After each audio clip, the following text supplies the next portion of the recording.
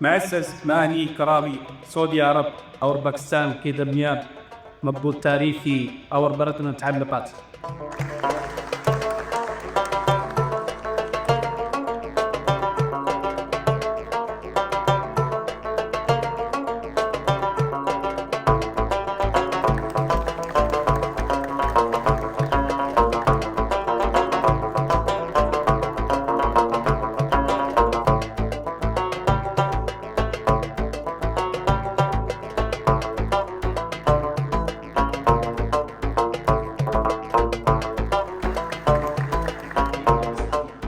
With our two countries working together, this project will be completed successful and will be benefit people for many.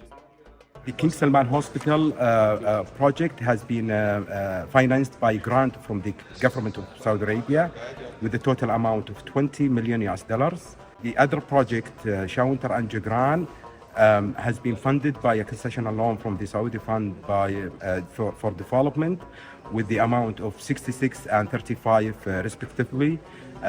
Those two projects will contribute to the National Development Plan of Pakistan.